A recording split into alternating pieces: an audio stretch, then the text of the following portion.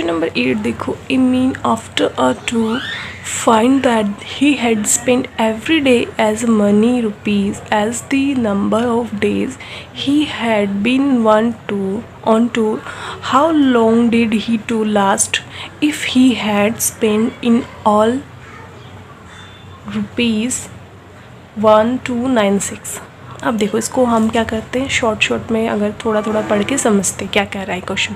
देखो यहाँ पे कहने का मतलब क्या है कि वो बंदा जो है he had spend every day as many rupees as the number of day, कि उसने हर दिन उतने ही रुपए खर्च किए जितने वो वहाँ जितने दिन वो वहाँ रह रहा है। कहने का मतलब अगर वो 5 दिन रह रहा है, सुनो समझो इसको, अगर वो 5 दिन वहाँ पे रह रहा है टूर पे, तो वो क्या कर रहा है हर दिन, यानी हर डे वो क्या कर रहा है 5 फीस ही खर्च कर रहा है। अगर 50 डेज़ रुकेगा तो वो हर दिन क्या करेगा 50 रुपीज़ खर्च करेगा। अगर वो 100 डेज़ रुक रहा है मान लो, तो वो कितने खर्च करेगा हर दिन, यानी पर डे की बात कर रही हूँ मैं। पर डे वो कितने खर्च करेगा, पर डे वो 100 रुपीज़ खर्च करेगा। ठीक है, ऐसे समझ सकते हो। तो इसने कहा है कि how long did he tour last. अब उसने ये तो नहीं बताया ना इस क्वेश्चन में कितने दिन वो वहाँ पे टूर पे रहा। If he had spend in all rupees इतना, यानी उसने टोटल कितने अमाउंट खर्च किए, इतने, ये जरूर नहीं। तो अब इस क्वेश्चंस में हम कैसे इसको रिज़ल्ट निकालेंगे, कैसा है इसका कि वो कितने दिन वहाँ पे रहा। तो यहाँ पे समझो पहले बात कि हमें क्या क्या गिवन है उसके तरीके से समझते हैं। सबसे पहले हम मान के चलते हैं कि let the number of days he spend, मान लो उसने कितने दिन वहाँ पे बिताए, x दिन बिताए, क्योंकि हमें दिया नहीं है ना, तो हमने उसको क्या मान लिया x। अब जितने दिन वो वहाँ पे बिताएगा उतने ही वो क्या करेगा, हर दिन वो क्या करेगा उतने ही रुपए खर्च करेगा, है ना। अगर numbers of rupees spend in each day, प्रत्येक दिन यानी हर दिन वो क्या करेगा x ही रुपीज़ खर्च करेगा, है ना। x दिन रह रहा है तो x ही रुपीज़ खर्च करेगा। ओके, समझ में आया इतना। अब उसके बाद उसने क्या कहा है कि अब हम टोटल मनी स्पेंड निकाल सकते हैं ना।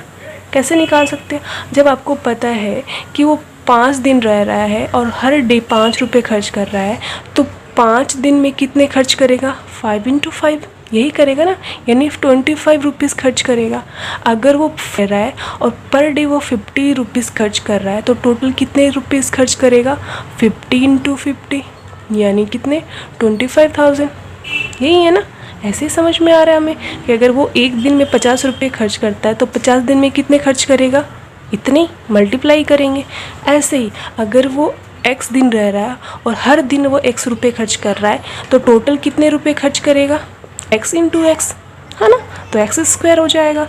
और हमें क्वेश्चन में क्या गिवन है कि उसका टोटल जो टूर पे लगा हुआ पैसा कितना है, उसने खर्च किया ये 12,096।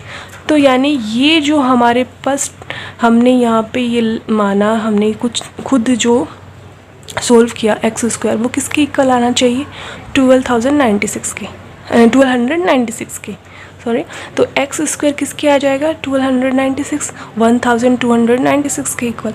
तब जब x² इसके इक्वल है तो हमें क्या पूछा गया है, हमें तो उसने पूछा है कि वो कितने दिन तक वहाँ रहा, टूर कितने दिन तक का था उसका। तो x निकालेंगे, x निकालना इसका मतलब, तो x निकालने के लिए हम क्या लिखेंगे, यहाँ से इसका रूट हटा देंगे। रूट हटाएंगे तो हमारे पास 2 वैल्यू आएगी, एक तो पॉजिटिव आएगी, एक नेगेटिव। हमें पता है दिन वो वहाँ पे रहा है तो हर दिन तो प्लस का ही आएगा, नेगेटिव तो डेज होते नहीं हैं। तो x = हम कहेंगे प्लस का रूट 1296। अब इसका हमें क्या करना है, प्राइम फैक्टराइजेशन करना है। उसकी हेल्प से हम इसका क्या निकाल सकते हैं, रूट निकाल सकते हैं। तो हमने क्या किया, यहाँ पे इसका प्राइम फैक्टराइजेशन कर लिया। तो इसके लिए हम क्या करते हैं, 4 से इसको डिवाइड किया, फिर 4 से डिवाइड किया 81, फिर 9 से 9। क्यों 2 से नहीं करेंगे, बहुत लंबा प्रोसेस हो जाएगा। हमें तो x की वैल्यू चाहिए, है ना। तो x की वैल्यू हम ऐसे भी निकाल सकते हैं। तो x = हमारे पास क्या आएगा, 4 × 4 × 9 × 9। ओके, अब हमें पता है स्क्वायर रूट हट जाएगा, सब में से हम सिंगल डिजिट निकाल लेंगे। दोनों के पेयर्स बन रहे हैं, तो x की वैल्यू क्या आ जाएगी 36, यानी वो टूर पे कितने दिन लगा के आ रहा है 36 डेज़ वहाँ पे लगा रहा है, और हर दिन कितने रुपए खर्च कर रहा है 36। तो 36 को 36 से मल्टीप्लाई करेंगे तो क्या आ जाएगा हमारा टोटल अमाउंट जो वहाँ पे खर्च करके आया है ना। तो ऐसे समझ के आ गया वहाँ का आपके। नेक्स्ट क्वेश्चन देखो, क्वेश्चन नंबर 9। क्वेश्चन नंबर 9 क्या, out of 745 student maximum are to be arrange in the school field for a PT display such that the number of rows is equal to the number of columns. Find the number of rows if 16 students were left out after the arrangement. अब इसको हम क्या करते हैं, छोटा थोड़ा पढ़ के समझते हैं क्या बोला है इस क्वेश्चन में। क्वेश्चन में क्या कह रहा है, देखो यहाँ पे इसमें ये कह रहे हैं कि 745 स्टूडेंट्स हैं हमारे पास, ओके, एंड उनमें हमें अरेंज करना स्कूल फील्ड में कुछ इस तरीके से अरेंज करना है कि the number of rows is the equal to the number of columns. कहने का मतलब ये हुआ कि नंबर्स ऑफ रोज और नंबर ऑफ कॉलम जो होने चाहिए क्या होने चाहिए, इक्वल होने चाहिए, उसके अकॉर्डिंग ही हमें इन स्टूडेंट्स को वहाँ अरेंज करना है। Okay, find the number of rows if 16 students were left out after the arrangement. अब क्या कहा कि जो 16 स्टूडेंट थे वो अरेंजमेंट के बाद वहाँ से हट गए कोई कारण से, ठीक है, तो हमें क्या करना है, फाइंड आउट करना है कितना, नंबर ऑफ रोज। ओके, तो कैसे फाइंड आउट करेंगे उसको पहले समझ लेते हैं, ठीक है। यहाँ पे देखो सबसे पहले क्या गिवन है वो देखते हैं। यहाँ पे सबसे पहले यहाँ पे समझो कि हमें अरेंजमेंट से पहले हमारे पास कितने स्टूडेंट है 745 स्टूडेंट्स, और अरेंजमेंट करने के बाद कितने स्टूडेंट वहाँ से हट गए 16 स्टूडेंट्स। अब हमें अरेंज कितने स्टूडेंट्स का करना है उस फील्ड में, 745 माइनस 16 इज इक्वल्स टू 720, यानी इतने स्टूडेंट्स को लेकर हमें उस फील्ड में क्या करना है, अरेंज करना, और इस तरीके से अरेंज करना है कि numbers of rows is equals to number of column.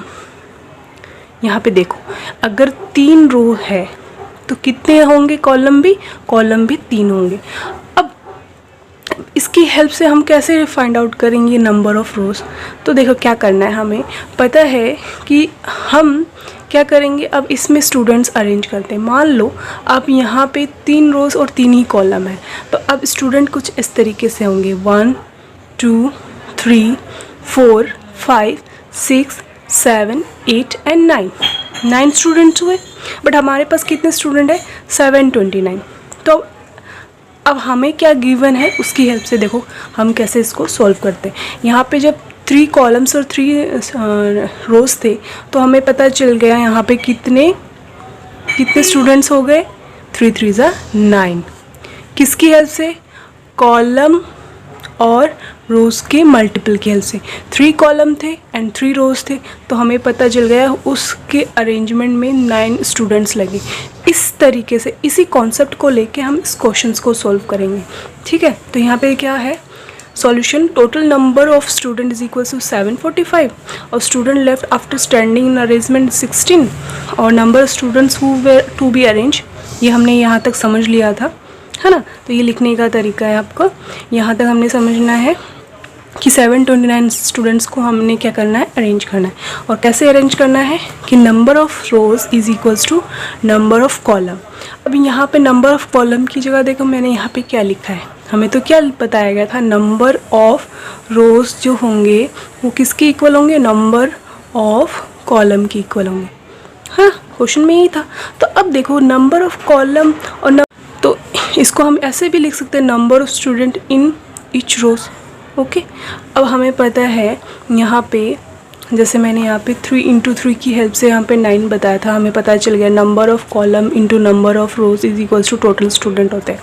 तो ऐसे ही हम क्या करते हैं, नंबर ऑफ़ कॉलम और नंबर ऑफ़ रोज़ का अगर हम मल्टीपल करें, अगर हम उसको क्या मान लें, नंबर ऑफ़ कॉलम और नंबर ऑफ़ रोज़ को x मान लें, ठीक है, तो x स्क्वायर किसके ऊपर होगा, टोटल नंबर ऑफ़ स्टूडेंट के इक्वल ही तो होगा, है ना। जैसे यहाँ पे ये वाले कॉन्सेप्ट से 3 × 3 इज इक्वल्स टू 9 होगा टोटल नंबर ऑफ़ स्टूडेंट। ऐसे number of column into number of rows में कितने स्टूडेंट अरेंज होंगे? 729। अब इसकी हेल्प से हमें क्या मिल जाएगा? नंबर ऑफ रोज मिल जाएगा। कैसे मिलेगा? x is equals to root of 729। अब रूट 729 को हम क्या करेंगे? प्राइम फैक्टराइजेशन से है इसको सॉल्व करेंगे। तो सॉल्व करेंगे किस तरीके से? देखो 9 यूनिट डिजिट है तो 3 2 ज़ा 6, 1 कैरी, 3 4 ज़ा 12, 3 3 ज़ा 9, 3 8 ज़ा 24, 3 1 ज़ा 3, 3 8 2 ज़ा 6, 3 7 ज़ा 21, 3 9 ज़ा 3, 3 9 ज़ा 27, 3 3 ज़ा 9, 3 1 ज़ा 3। ये इसके क्या हो गए? फैक्टर्स हो गए। हमने इसको रूट के अंदर ले लिया, 729 इसके मल्टीपल्स हो गए। यहाँ पे देखो सबके पेयर्स बन रहे। कितने पेयर्स बन रहे? 3 पेयर्स। तो सबके सिंगल डिजिट निकाल लिया हमने और रूट हट गया, जिसके अकॉर्डिंग x की जो वैल्यू है हमारे पास क्या आ गई? 27। इन नंबर ऑफ रोज हमारे पास क्या आ गए? 27, या कहो नंबर ऑफ कॉलम भी हमारे पास कितने आ गए? 27। तो ये आ गया इसका आंसर। ठीक है। क्वेश्चन नंबर 11 देखते हैं। Find the smallest perfect square divisible by 3, 4, 5 and 6। अब इस क्वेश्चन को आप अच्छे से समझो। हमें क्या करना है? हमें स्मॉलेस्ट परफेक्ट स्क्वायर नंबर चाहिए, और वो स्क्वायर नंबर कैसा होना चाहिए? वो 3 से भी डिवाइड होना चाहिए, 4 से भी डिवाइड होना चाहिए, 5 से भी डिवाइड होना चाहिए, 6 से, यानी चारों से डिवाइड होना चाहिए। ठीक है। तो ऐसा हम सिचुएशन में देखते हैं कि हम इसको सॉल्व कैसे करें, कि ऐसा कोई smallest perfect number square number कैसे फाइंड आउट करें कि जो इससे भी इससे भी इससे भी इससे भी डिविजिबल हो। तो आप एक चीज़ याद रखो कि जब इस तरीके से सिचुएशन आ जाए, चाहे डिविजिबल हो या मल्टीपल हो, ठीक है, तो उसमें क्या करते हैं हम? सबसे पहले इन सब का एलसीएम लेते हैं। एलसीएम लेंगे। अब क्यों लेंगे एलसीएम ही क्यों लेंगे? देखो एलसीएम लेने का मतलब क्या होता है? एलसीएम का मतलब लिस्ट कॉमन मल्टीपल, है ना। LCM is equals to least common multiple. तो least common multiple is equals to smallest. Least और स्मॉलेस्ट ही होगा ना। और कॉमन मल्टीपल का क्या मतलब है? देखो जब हम किसी भी नंबर को से डिवाइड कैसे होगा? कोई नंबर है, हमारे मान लो 6 है, वो 3 से तभी तो डिवाइड होगा जब वो 3 का मल्टीपल हो, है ना। तो यहाँ पे कहने का मतलब है 3, 4, 5, 6 इन सब से डिवाइड होने का एक डिजिट तभी हो सकता है जब ये वो डिजिट इन सब के मल्टीपल हो या इन सब के टेबल में आए। इसका मतलब मान लो अपने x कोई नंबर है तो इन सब का क्या होगा? मल्टीपल होना चाहिए। इन सब का मल्टीपल होगा तभी तो वो इन सब की से डिवाइड होगा, है ना। तो अब इसके अकॉर्डिंग हमें क्या निकालना पड़ेगा? इसका कॉमन फैक्टर निकालना पड़ेगा या कॉमन मल्टीपल निकालना पड़ेगा। सबका कॉमन ही होएगा ना, जैसे, है ना। तो यहाँ पे हम कह सकते हैं हमें लिस्ट कॉमन मल्टीपल की हेल्प से हम क्या कर सकते हैं? इसको क्या निकाल सकते हैं? एलसीएम मतलब इसका हम एक नंबर निकाल सकते हैं जो इन सब से क्या होना चाहिए? डिविजिबल होना चाहिए। जैसे यहाँ पे मैंने एलसीएम से निकाल लिया 60। तो 60 क्या है?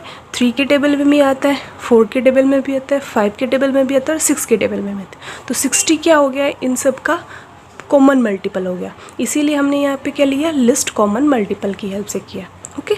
तो सबसे पहले हम 3, 4, 5, 6 का लिस्ट एलसीएम निकालते हैं। कैसे निकालते हैं? सबसे पहले 2 से स्टार्टिंग करते हैं। 2 से यहाँ पे कौन कौन से जो डिजिट है वो डिविजिबल है? 4 एंड 6। 3 एज इट इज़ इधर जाएगा, 2 2 ज़ा 4, 5 एज इट इज़ आ जाएगा यहाँ पे, 2 3 ज़ा 6। अब देखो आगे हम क्या करेंगे?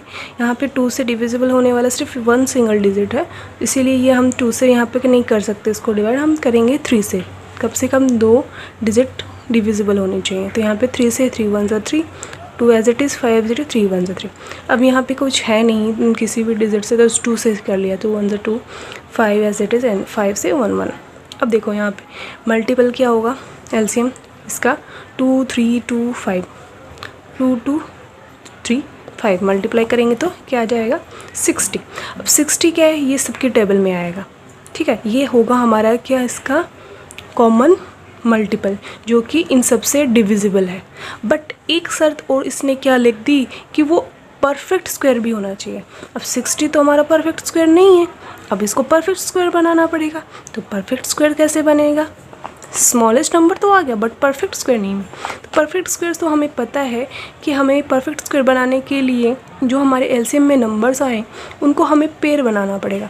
अगर यही चीज़ अगर 2 × 2 × 3 × 3 × 5 × 5 आती तो हम कह देते सबका क्या बन रहा है, पेयर बन रहा है। तो ये अब हमारा जो नंबर आया है जो भी वो क्या है, हमारा परफेक्ट स्क्वायर नंबर है। बट यहाँ पे पेयर किसके नहीं बन रहे, 3 और 5 के। तो हमें पेयरिंग करनी पड़ेगी किसके लिए, हमें परफेक्ट स्क्वायर बनाने के लिए। तो पेयरिंग किसकी बनेगी, 3 × 5 की, वो आएगी हमारे पास 15। क्योंकि अगर हम इसमें 3 और 1 5 से मल्टीप्लाई करेंगे तो ये हमारा क्या हो जाएगा, परफेक्ट स्क्वायर नंबर। अब जब हमने इसमें इस साइड 3 और 5 से मल्टीप्लाई किया तो 60 को भी 3 और 5 से मल्टीप्लाई करना पड़ेगा, यानी कि 15 से मल्टीप्लाई करना पड़ेगा परफेक्ट स्क्वायर बनाने के लिए।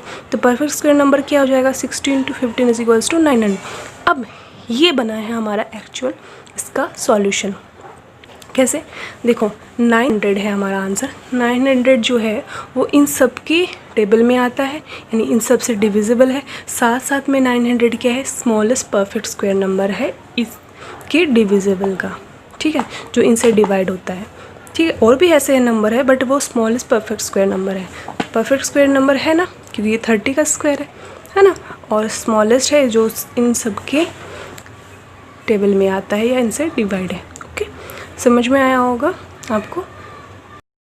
क्वेश्चन नंबर 12 देखो, if √784 = 28, find the value of first √7.84 plus √78400।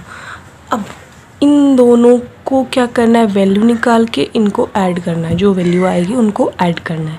तो आपको तो क्या गिवन है, 784 की वैल्यू है जो 28, यानी 28 का स्क्वायर क्या आता है, 784।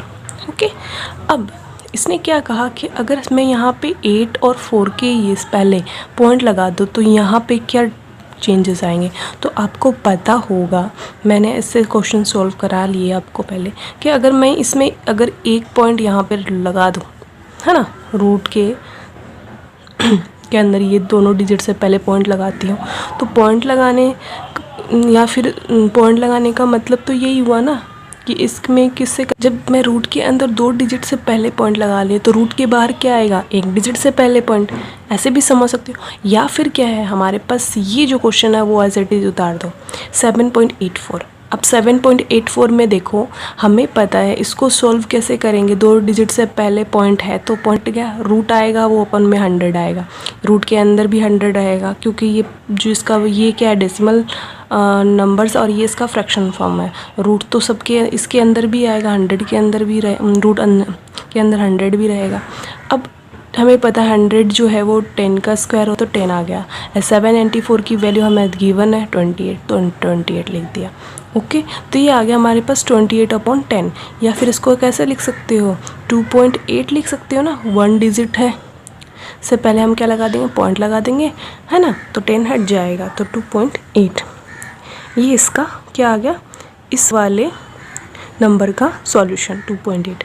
अब इसको कैसे लिखेंगे, यहाँ पे देखो, यहाँ पे मैंने इसको 784 यानी इसकी वैल्यू पता है, 00 लगा देने का मतलब है इसको 100 से मल्टीप्लाई किया है, तो 100 से इसको मल्टीप्लाई किया तो 100 का अलग ले लेंगे, 784 का रूट अलग ले लेंगे। तो 784 का रूट हमारे पास 28 और 100 का रूट क्या होता है, 10 होता है। अब दोनों को मल्टीप्लाई करेंगे तो 280। अब क्या कहा है इसने क्वेश्चन में कि दोनों को ऐड करो, यानी किसको ऐड करो, 2.8 को और 280 को। तो 2.8 और 280 को ऐड करेंगे, कैसे करेंगे, 2.8 लिखो, ओके, 280 ये प्रॉपर नंबर के बाद डेसिमल हम इस तरीके से लगा सकते हैं। तो डेसिमल के नीचे डेसिमल वाला पॉइंट लिखो, उसके पहले क्या है, 0, 8, 2 एंड इस तरीके से ऐड करते हैं, ऐसे ही ऐड करते हैं। अब 8, 2, 8, 2, ये इसका क्या आ गया, आंसर। इस तरीके से ऐड करते हैं, डेसिमल के नीचे ही डेसिमल पार्ट होना चाहिए, और लेफ्ट हैंड साइड हम क्या करेंगे, प्रॉपर वाले नंबर्स होंगे जो हमारे, और बाकी डेसिमल पार्ट वाले नंबर्स होंगे। ओके, इस तरीके से सॉल्व करेंगे, इसका आंसर आ गया। एंड ऐसे सेकंड देखो, यहाँ पे हमारे पास क्वेश्चन में ये दोनों नंबर्स हैं, इन दोनों को नंबर्स को रूट के अंदर वाले नंबर्स को ऐड करना है। तो यहाँ पे वही सबसे पहले इस वाले नंबर्स को हम सॉल्व करते हैं। तो कैसे सॉल्व करें, देखो यहाँ पे 1 2 3 4 4 डिजिट से पहले पॉइंट है तो अपोन में कितने ज़ीरोस आएंगे, 1 के बाद 4 ज़ीरोस आएंगे। ओके, तो ये भी रूट के अंदर रहेगा क्योंकि ये नंबर हमारा डेसिमल है तो इसको हमने फ्रैक्शन फॉर्म में, पर नंबर्स तो वही है ना, नंबर्स तो चेंज नहीं हुए, सिर्फ हमने क्या किया, फॉर्म चेंज किया डेसिमल से फ्रैक्शन में। एंड ऐसे ही ये वाला देखो यहाँ पे पॉइंट 1 0 3 4 5 6 6 डिजिट से पहले क्या है, पॉइंट है, तो हमने 1 के बाद 6 0 लिख लिया। अब इसको हमें पता है √78 की वैल्यू उसने गिवन थी 28 और √78 की वैल्यू 28। अब ये यहाँ पे देखो, यहाँ पे 4 ज़ीरोस है और रूट के अंदर है, तो हमारे पास जब बाहर आएंगे तो कितने ज़ीरोस आएंगे, रूट के बाद मतलब रूट हटाने के बाद डबल दो ज़ीरोस। यहाँ पे 6 ज़ीरोस थे तो यहाँ पे 3 ज़ीरोस आएंगे रूट हटाने के बाद, है ना। पेयर बनाएंगे तो इस तरीके से तो बनाएंगे, है ना। इन दोनों में से क्या आ जाएगा, एक सिंगल डिजिट आ जाएगा। यहाँ पे 6 ज़ीरोस से तो रूट हटने के बाद 3 ज़ीरोस आ गए, हाफ नंबर आ गए, है ना। हाफ डिजिट ऐसे ही आता है ना, रूट के अंदर अगर जितने डिजिट है उसमें से हाफ क्या आ जाएंगे, उसके स्क्वायर रूट के बाहर वाले नंबर आ जाएंगे, जो हमने पहले वाले हमने समझ लिया था। अब देखो यहाँ पे क्या रहेगा, यहाँ पे 28 है, 28 है तो हम इसको कैसे लिख सकते हैं, 0.28, 2 डिजिट से पहले हम पॉइंट लगा देंगे। यहाँ पे 3 डिजिट से पहले, अब 3 डिजिट तो है नहीं यहाँ पे, तो 2 है, 2 से पहले अगर हम यहाँ पे 0 लगा दें और उससे पहले पॉइंट लगा देंगे तो ये 1 2 3 डिजिट्स हो जाएंगे। अब इसको कैसे ऐड किया, यहाँ पे देखो 2 8 है और पॉइंट है यहाँ पे 0, तो मैंने क्या कहा, पॉइंट के नीचे पॉइंट लिखो और उससे पहले वाले नंबर लिख दो, उससे बाद वाले नंबर यानी राइट हैंड साइड वाले नंबर क्या है, 2 8 0 2 8। अब इसको ऐसे ऐड करते हैं, 0 और 8 ऐड करेंगे 8 और 2 ऐड करेंगे 10, ये आ जाएगा 3 एंड 0.0, ये आ गया इसका आंसर। इस तरीके से ऐड करते हैं। ओके, यहाँ पे देखो 13 and 31 is a strange pairs of numbers such that their square 169 and 961 are also mirror image of each other. Find out 2 more such pairs. कहने का मतलब ये 13 और 31 है, वो ऐसे पेयर्स नंबर ऑफ पेयर्स हैं जिनका स्क्वायर और वो खुद क्या है, मिरर इमेज है। और इसी तरीके के 2 और ऐसे नंबर्स बताओ जो खुद और उनके जो स्क्वायर्स है वो भी मिरर इमेज होंगे। तो देखो मिरर इमेज का मतलब क्या होगा, जैसे यहाँ जैसे आप मान लो यहाँ पे 13 है, इसका मिरर रख दोगे तो 3 पहले दिखेगा और 1 बाद में। मिरर ये ऐसे ही तो दिखता है मिरर इमेज में, है ना, इसको कहते हैं मिरर इमेज। तो 13 और 31 का जो स्क्वायर होता है वो होता है 169। अब इसका जो मिरर इमेज है वो इस तरीके से बनेगा, पहले 9 दिखेगा, फिर 6 दिखेगा, फिर 1। अब देखो ये 13 और 31 भी आपस में मिरर इमेज है और उनका स्क्वायर भी आपस में मिरर इमेज है। ओके, तो ऐसे ही 2 नंबर्स हमें क्या चाहिए, मिरर इमेज चाहिए, जिनका क्या चाहिए, स्क्वायर भी मिरर इमेज ना होना चाहिए। अब देखो 12 है, 12 का स्क्वायर क्या होता है 144 और 21 का स्क्वायर क्या होता है 441। अब देखो 12 और 21 में देखो 12 मिरर, यहाँ पे मिरर लगा दिया, ओके।